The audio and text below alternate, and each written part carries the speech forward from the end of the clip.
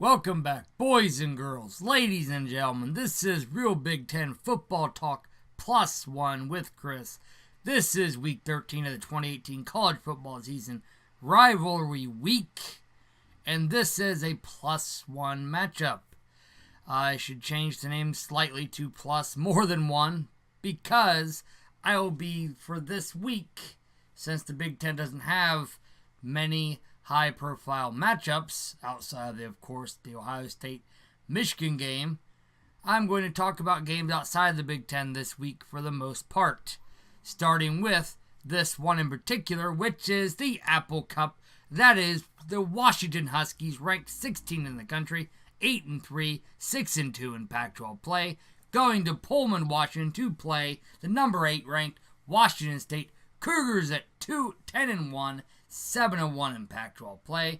I have not done a Pac-12 matchup this year so far, so I am excited about this one. I had to do some research and learn quite a bit of stuff I didn't know about these two teams. But I do know that the Apple Cup is one of those rivalry games that is very important for these two teams and the state of Washington. Really, it's been a pretty big matchup for the last couple of years in Pac-12 North. This year, just like the Michigan-Ohio State game, it will decide the winner of the division these two teams play in, which is, of course, the Pac-12 North. So, without further ado, let's get started with talking about these two teams. Of course, Washington is more of a running team with some passing, but Washington State under Mike Leach. And if you know anything about Mike Leach, you know he's a much pass air raid type of offense. And it shows in Washington State. They are tailored after his image. They are a pass-first, run-second team, and it will show as we talk about the stats later on. Looking at who these two teams have played, Washington has been the more battle-tested team overall, at least in the non-conference and the conference play. Washington did lose a heartbreaker to number 9 at the time, Auburn, 21-16 to start the year. Auburn is not a bad team after that, but not a great team, so not a great loss for Washington, but not horrible at 21-16. Then Washington crushed North Dakota 45-3. They're an FCS opponent, so I can't give it a green font for that particular game. And they went and faced Utah in Utah and defeated them 21-7. Defeated Arizona State, a good Arizona State, 27-20. A ranked number 20 BYU team, that same BYU team that beat Wisconsin a couple weeks prior to that, hammered that team 35-7. Went on to UCLA and beat them 31-24, but UCLA is not a great team, and Washington gave up 24 points to a not great UCLA team. But a win's a win, so I'll give it a yellow font because it was a win nonetheless in conference play. But then they did lose to number 17 Oregon in Eugene, 30-27, following that win at UCLA. And then they did beat Colorado 27-13, a conference opponent, a decent conference opponent at the time we all thought, but they have since gone to 5-6. But they only gave up 13 points to Colorado, so I will give it a green win there.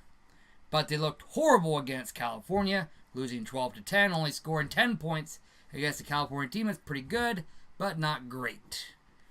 But they did beat Stanford 27-23, which is a game we will be looking at for Washington's questionable recent win. And they did beat then Oregon State this past weekend 42-23. Did give up 23 points to a significantly weak opponent in the Beavers. Washington State did hammer Wyoming on the road, 41-19 to start out the year. Did shut out San Jose State 31-0, so I have to give it a green. Anytime you shout at any team, I have to give you a green win because that is impressive. To hold any college football team to 0 points in this day and age with the highfalutin offensive prowesses that some college football teams have, holding a team to 0 points scored is impressive in my book. They did beat Eastern Washington 59-24 the week after that. Again, an FCS opponent, but a good FCS opponent and a high-powered offensive FCS opponent in Eastern Washington. So, not a bad win for Washington State. But then they did lose to USC in LA, 39-36. An unranked USC team at the time, and they're still unranked and looking at losing out on the bowl season. So, a pretty bad loss for Washington State and a head scratcher, in my opinion, considering what Washington State has done overall this year. And they did beat Utah at home 28-24. Again, decent win considering Utah will be the Pac-12 South participant in the Pac-12 championship game. Did beat Oregon State on the road in Corvallis 56-37. Did put up 56 points but allowed 37 points to not a great team in the Beavers. But did beat number 12 ranked Oregon at the time 34-20. Did go on the road and defeated Stanford in Palo Alto 41-38, and did defeat that same Cal Golden Bear team that did beat Washington the week before 19-13. At Colorado, they did smash the Buffaloes 31-7 and crushed Arizona 69-28, but did give up 28 points to not a wonderful Arizona Wildcats team that also is facing a possible not getting to a bowl game this year. So, both these teams had good wins, questionable wins, and bad losses. Let's look at Washington's recent questionable win against Stanford. They did win that game 27-23. At the time, Stanford was 5-3, 3-2 in Pac-12 play. Washington was 6-3, 4-2 in Pac-12 play. What did Washington give up? They give up 22 first downs, 50% third down efficiency to Stanford. 8 of 16 were the Cardinal, but the Cardinal did only get 77 yards on the ground, but they did get 347 yards through the air, 29 of 44 passing, 2 touchdowns thrown, but Washington did acquire 3 picks, which is pretty good, but they did give up 2 passing touchdowns. And Washington did give up 424 total yards to a team that usually plays defense first anyway.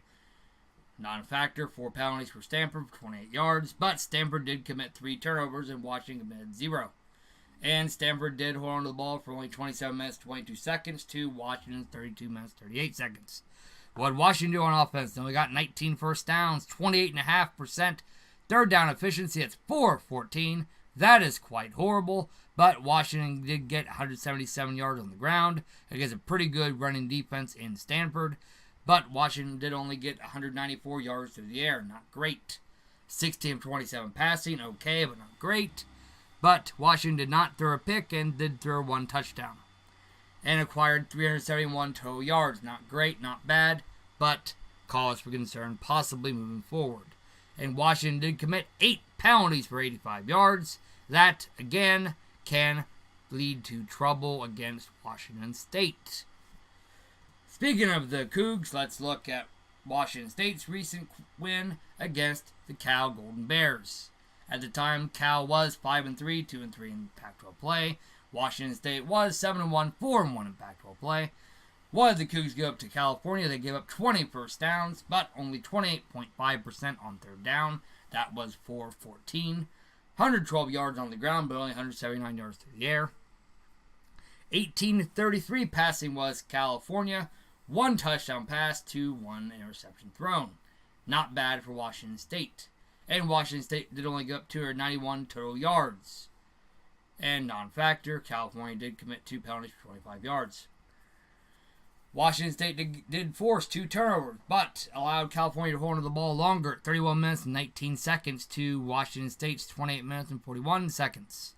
But the Cougs did get 23 first downs, 33.3% on third down, not great at 4 and 12.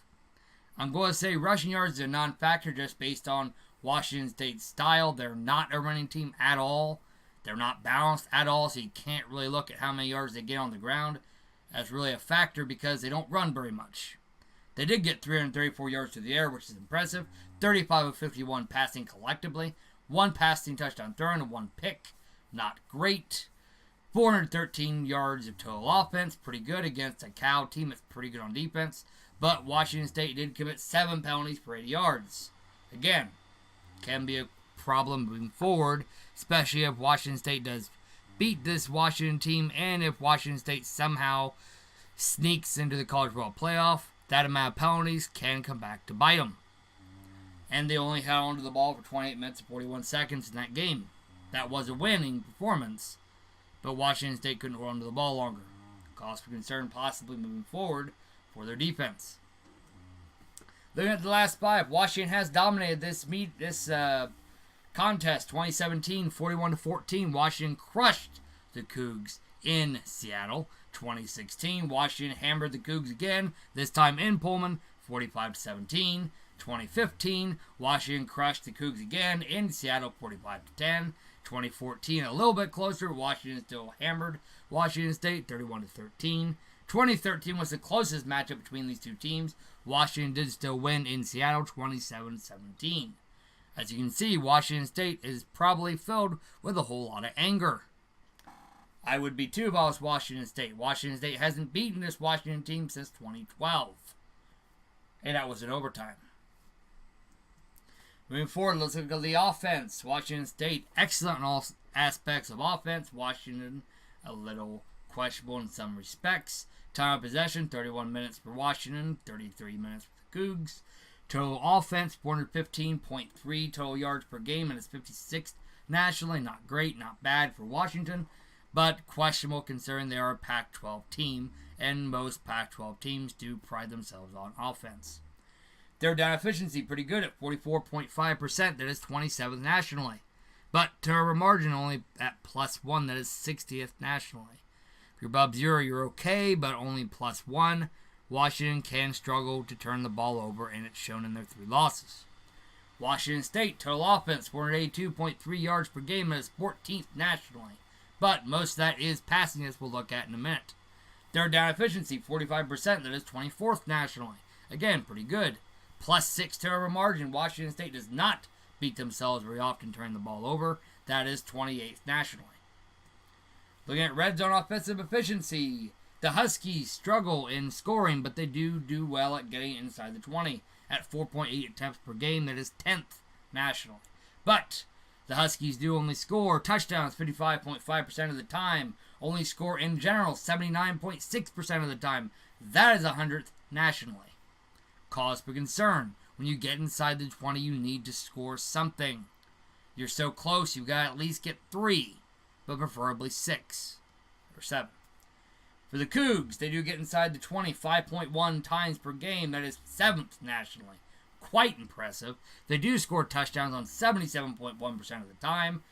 87.7% of the time they score overall inside the 20. That is 34th nationally. Not bad considering they do get inside the 20 very often, and when they do, they take advantage of it. That has contributed to their winning ways this year.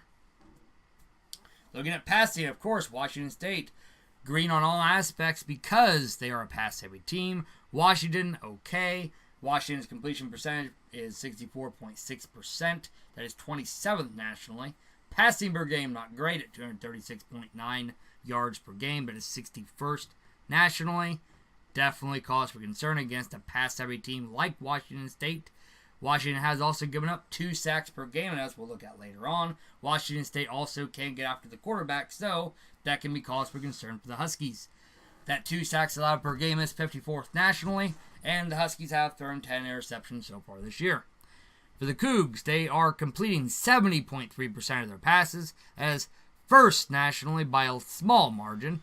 400.5 yards per game. That is first by a large margin per game.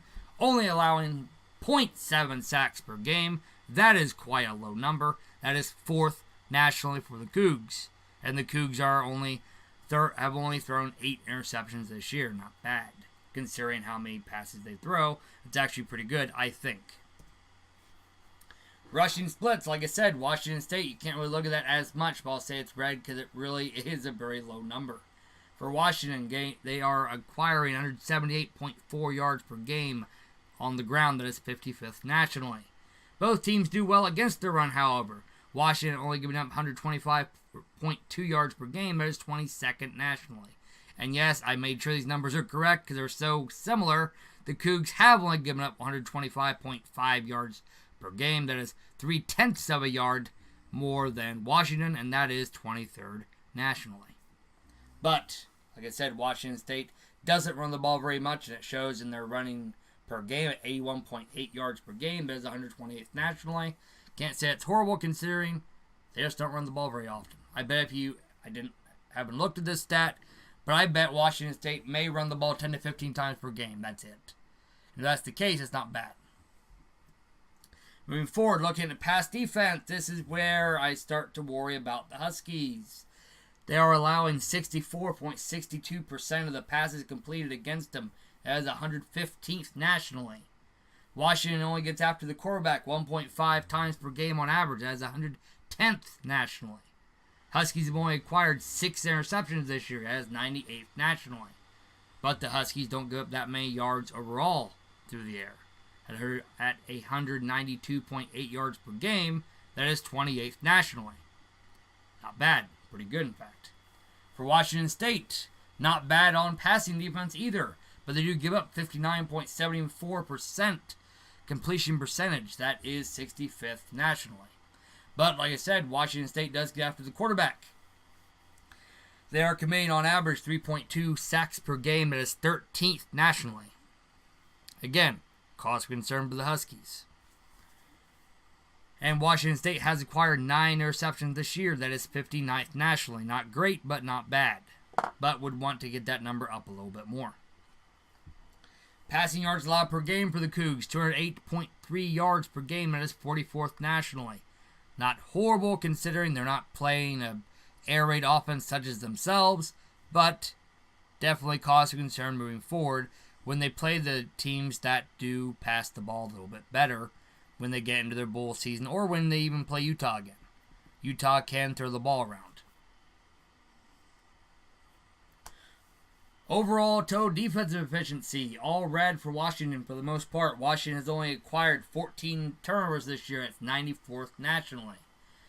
But their total defense is a silver lining at 318 yards per game given up on average. That is 16th nationally for the Huskies.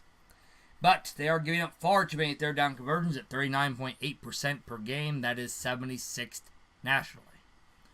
For the Cougs, they have acquired 17 turnovers this year. It's 57th nationally. Again, not horrible. And this is something kind of new, in my opinion, from a Mike Leach coached team.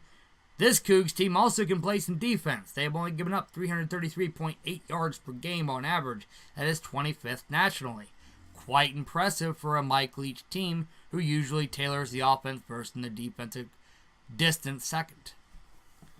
Third down percentage allowed per game for the Cougs. Not bad at 34.9%. That is 33rd nationally. And that can bode well for moving forward in this game. Team scoring, Washington again. They do struggle scoring points overall at 26.3 per game. That is 77th nationally. But Washington does come out of the gate hot usually in the first quarter at scoring 9.7 points per first quarter. That is 15th nationally. Fourth quarter is where the Huskies struggle. They are ice cold in the fourth at only scoring 3.3 points per fourth.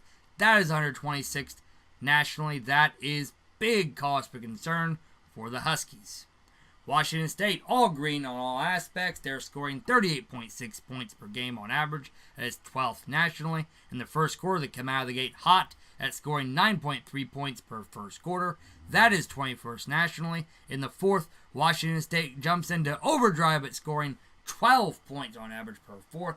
That is third nationally, and that has helped them to win some of the close games they played this year. But defensive scoring efficiency, Washington is quite good in this department. Washington State does struggle in some aspects of this department. Washington has only given up 18 points per game. That is 13th nationally. First quarter, the Huskies do struggle a little bit coming out of the gate, giving up 4.9 points per first. That is 35th nationally. But in the fourth quarter, the Huskies do a good job of shutting the door, only allowing 5 points per fourth. That is 20th nationally. Washington State does give up a few too many points overall at 22.5 per game. That is 31st nationally. Not horrible by any means, but not great. Where Washington State really struggles is in the first quarter for their defense. They are giving up on average 6.5 points per first quarter. That is 71st nationally. That can be cause for concern for the Cougs.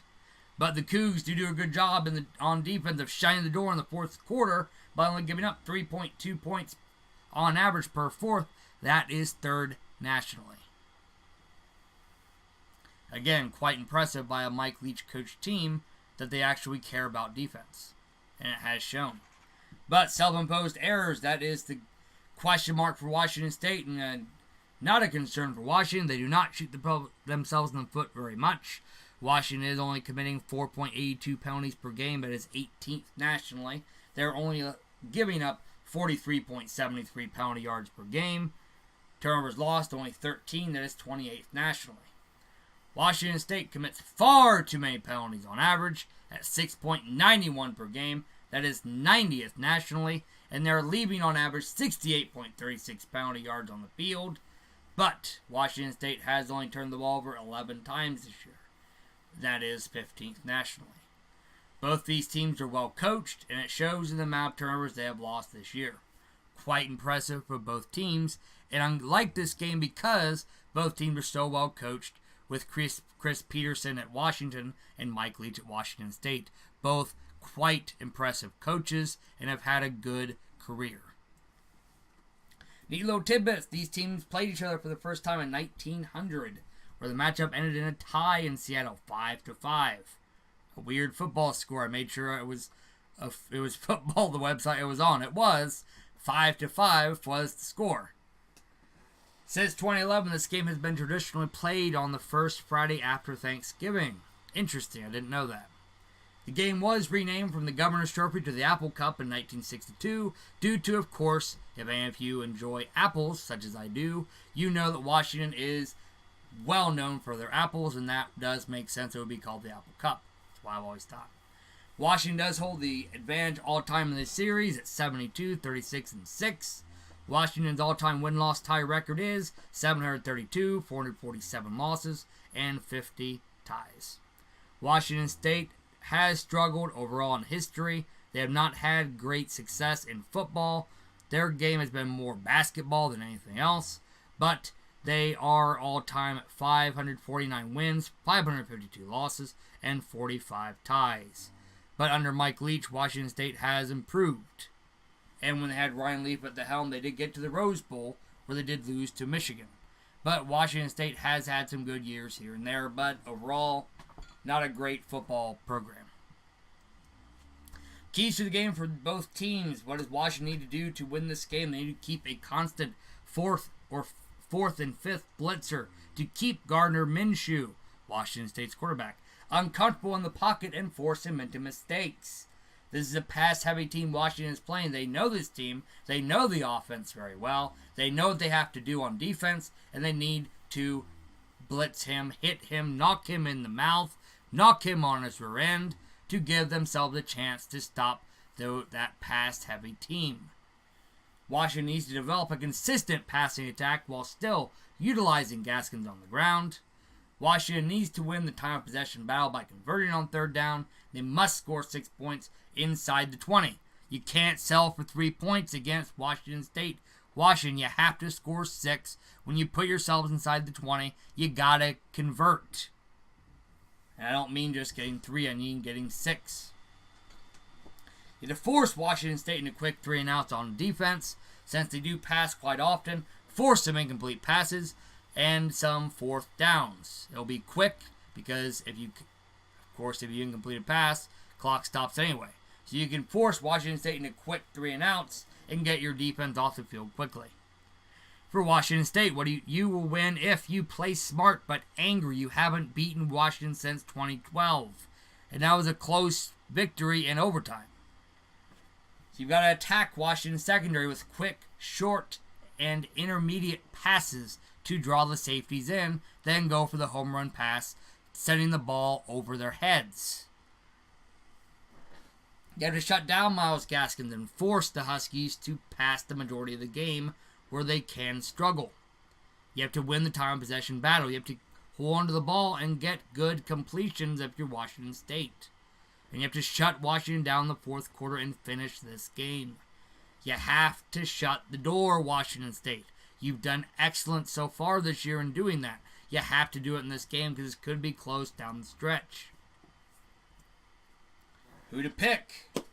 I was on the fences when I first started doing research. When I started doing the research, it kind of helped to make up my mind, despite the fact that Washington has not beaten or has not lost to the Cougs since 2012. I don't care. I think the Cougs believe they can win this year, which I don't believe they did the last 5 years. I believe they can win. I believe they know that Washington is vulnerable, and I believe Washington State has done well to win some of the close games that they struggled in last year. I believe they will beat this Huskies team 48-35, giving their home crowd much to cheer about, and will get into the Pac-12 championship game next weekend. That is all I have time for this edition, for this episode. Please like, subscribe, and share with your friends if you do like my content. I apologize for trimming over my words. There it is, late. If you did not like this, if you think I'm an idiot, if you're a Washington fan, you just hate me because I picked the Cougs, please let me know in the comment section down below. Hit that dislike button if you didn't like this video, and let me know why so I can enhance your viewing experience moving forward. Again, thank you for stopping by. Enjoy the games this weekend. I know I will be. And until next time, guys and gals.